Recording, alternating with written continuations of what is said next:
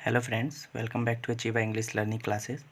सो friends, आज के इस वीडियो में हम बात करने वाले हैं कुछ ऐसे कन्फ्यूजेबल वर्ड्स जो बहुत ही स्पेशल हैं। इससे हमारी दो चीज़ें अच्छे से क्लियर हो सकती हैं। सबसे पहला, हमारा वर्ड पावर स्ट्रांग होगा और जो हमारे डाउट्स होते हैं कुछ वर्ड्स को लेकर वो भी अच्छे से क्लियर हो जाएंगे।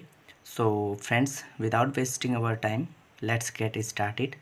बट उससे पहले अगर आप हमारे इस चैनल पर नए हैं तो चैनल को सब्सक्राइब करना और बेल आइकॉन को दबाना ना भूलें। सो फ्रेंड्स, हमारा सबसे पहला वर्ड है अफेक्ट एंड इफ़ेक्ट। इन दोनों में फ़र्क क्या है? इन दोनों में फ़र्क है, अफेक्ट का मतलब होता है प्रभाव, और अगर हम इसको एग्जाम्पल के साथ देखें तो काफ़ी अच्छे से समझ में आएगा। एग्जाम्पल है smoking affects our health. Smoking के बाद अफेक्ट्स एस इसलिए लगा है क्योंकि ये प्रेजेंट इंडेफिनिट के अकॉर्डिंग है, और इसका हिंदी मतलब होता है कि जो धूम्रपान है वो हमारे स्वास्थ्य के लिए बहुत ही प्रभावकारी होता है, मतलब इफ़ेक्टिव होता है। और इफ़ेक्ट का मतलब होता है परिणाम। अफेक्ट में ए फर्स्ट में यूज़ किया गया है, लेकिन इफ़ेक्ट में ई को यूज़ किया गया है। और इफ़ेक्ट का एग्जांपल है what will be the effect of this वार। इसका मतलब है कि ये जो युद्ध है उसका परिणाम क्या होगा। सो काफ़ी कुछ आप अच्छे से समझ सकते हैं कि अफेक्ट और इफ़ेक्ट में फ़र्क क्या है। सो फ्रेंड्स, देखते हैं अगला। अगला है एक्सीडेंट एंड इंसिडेंट। इन दोनों में फ़र्क क्या है इसको भी देखते हैं। एक्सीडेंट का मतलब होता है दुर्घटना। कोई भी दुर्घटना हो जाएगा, जैसे बस दुर्घटना होती है, मीन्स बस एक्सीडेंट होता है या फिर ट्रेन एक्सीडेंट होता है। उसका एग्जांपल है जैसे ही डेड इन ट्रेन एक्सीडेंट, मतलब रेल हादसे में या फिर रेल दुर्घटना में उसकी मृत्यु हो गई। और इसी का अगर हम सेकंड देखें जो इंसिडेंट है, तो इंसिडेंट का मतलब होता है घटना, और घटना का मतलब होता है कि जो भी कोई दुर्घटना थी उसके बारे में कोई दूसरा अगर किसी चीज़ को देख रहा है, समझ रहा है, पढ़ रहा है, सुन रहा है, तो उसको हम इंसिडेंट बोलते हैं, जो घटना चक्र के अंतर्गत आ जाता है। इसका भी एग्जांपल है I read incident in newspaper, मतलब मैंने जो घटना के बारे में पढ़ा वो न्यूज़पेपर में पढ़ा। तो काफ़ी हद तक आप अच्छे से समझ सकते हैं कि एक्सीडेंट का मतलब दुर्घटना होता है और इंसिडेंट का मतलब घटना होता है, तो इसमें कन्फ्यूज़न दूर हो जाएगा। नेक्स्ट है एक्सेप्ट एंड एक्सेप्ट। इन दोनों का भी अगर देखा जाए जो साउंड है वो सेम टू सेम होता है, लेकिन मीनिंग्स में थोड़ा डिफरेंट है। जैसे एक्सेप्ट का मतलब होता है स्वीकार करना। स्वीकार करना का मतलब क्या होता है, जैसे लेना, to take means to accept या फिर टू एग्री। इसका एग्जांपल है I accepted his invitation card, मतलब मैंने उसका जो आमंत्रण पत्र था वो स्वीकार कर लिया। और इसी का सेकंड जो है एक्सेप्ट, इसका मतलब होता है के अलावा या फिर को छोड़कर। इसका एग्जांपल जो है वो है I know them accept you. इसका मतलब होता है कि मैं उन सभी को जानता हूँ सिर्फ तुम्हें छोड़कर, या तुम्हारे अलावा मैं उन सभी को जानता हूँ। तो इस तरह के एग्ज़ाम्पल को देख करके हम इन सभी वर्ड्स को अच्छे से क्लियर कर सकते हैं और हमारा जो डाउट है वो भी क्लियर हो रहा है। एक चीज़ याद रहे कि ये सभी वर्ड्स ज़रूरी नहीं कि आप सिर्फ स्पोकन इंग्लिश के लिए कवर कर रहे हैं, ये कन्फ्यूजेबल वर्ड्स आपके कंपटीशन एग्ज़ाम में भी आते हैं। सो अगला है एडॉप्ट एंड एडेप्ट। इन दोनों में जो फ़र्क है वो भी काफ़ी हद तक बहुत ही ज़्यादा अलग है। जैसे कि पहला है एडॉप्ट, जिसका मतलब होता है गोद लेना, मीन्स किसी छोटे बच्चे को अगर आप गोद ले रहे हो तो उस चीज़ को हम एडॉप्ट कहते हैं। जैसे एक एग्जांपल है आई एडॉप्टेड अ बेबी। एडॉप्टेड इसमें ईडी का यूज़ इसलिए किया गया है क्योंकि ये पास्ट इंडेफिनिट के अकॉर्डिंग यूज़ है। तो इसका मतलब होता है कि मैंने एक बच्चे को गोद लिया। और इसी का सेकंड जो है एडेप्ट, इसका मतलब होता है कुशल, जिसका मतलब होता है माहिर।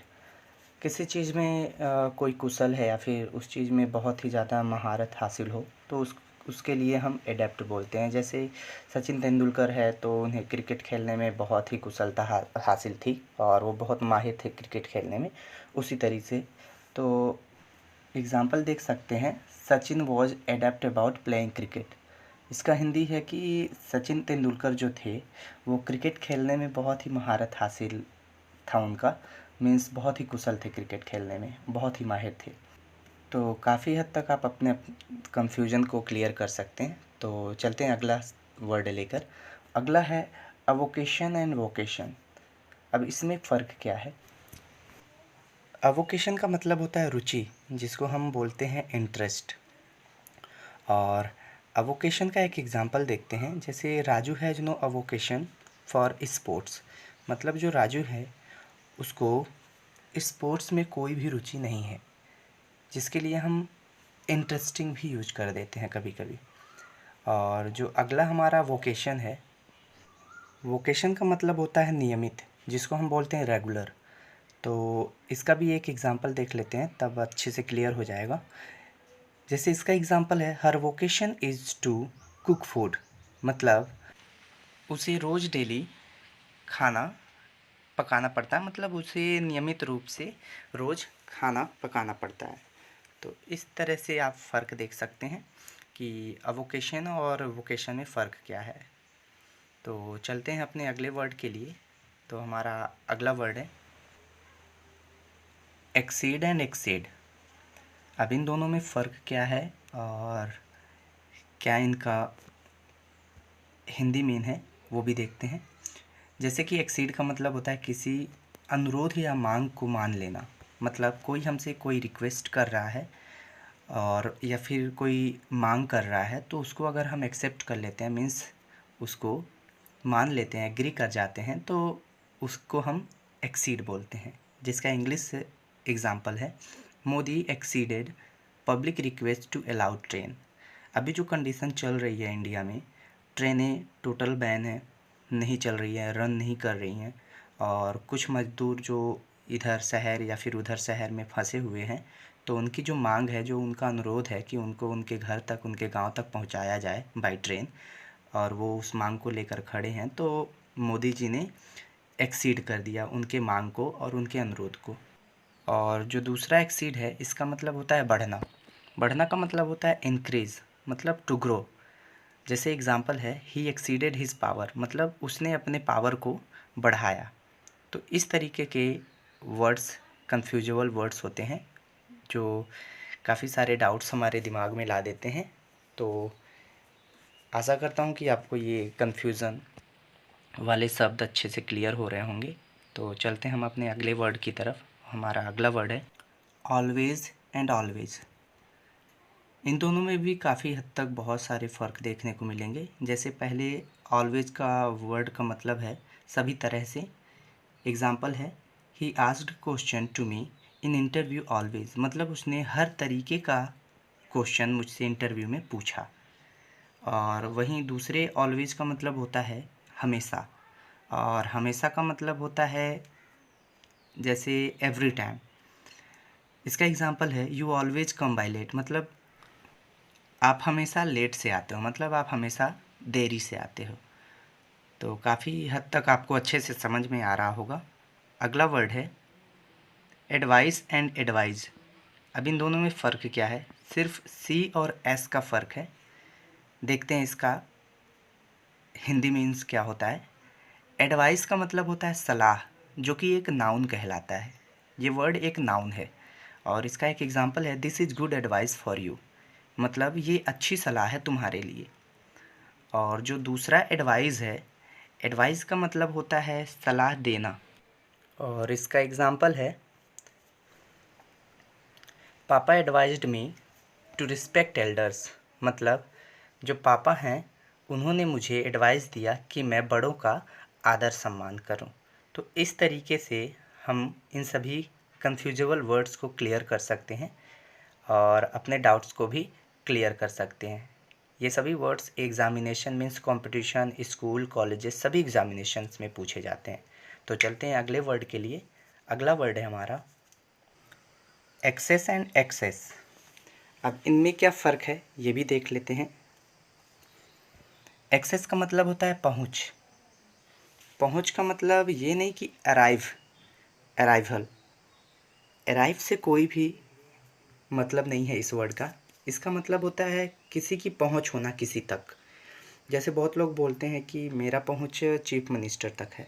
तो एग्ज़ाम्पल में भी वही सेंटेंस दिया गया है, I have access to the chief minister. और नेक्स्ट जो एक्सेस है इसका मतलब होता है अधिक या फिर ज़्यादा, और इसका एग्जांपल है excess of money is not good, मतलब जो पैसा है उसका बहुत ज़्यादा होना सही नहीं है। तो इस एग्जांपल से आप समझ सकते हैं कि इन दोनों में फ़र्क क्या है, पहले एक्सेस में और सेकेंड एक्सेस में। और अगला लास्ट हमारा आज का वर्ड है, कन्फ्यूजेबल वर्ड है एडवर्स एंड एवर्स। इन दोनों में भी बहुत फ़र्क है। एडवर्स का मतलब होता है विपरीत, जिसको हम अपोजिट भी बोलते हैं। एग्जाम्पल देखते हैं, I got an adverse report from his brother, मतलब मैंने उसके ब्रदर से विपरीत रिपोर्ट पाया। और वहीं दूसरे एवर्स का मतलब होता है अनिच्छा। अनिच्छा का मतलब होता है इच्छा ना होना, मीन्स जो डिज़ायर है उसका ना होना। एग्जाम्पल है Rahul has no aversion to his study, मतलब जो राहुल है उसे स्टडी में बिल्कुल भी इच्छा नहीं है, मतलब उसकी स्टडी में बहुत ही ज़्यादा अनिच्छाएं हैं।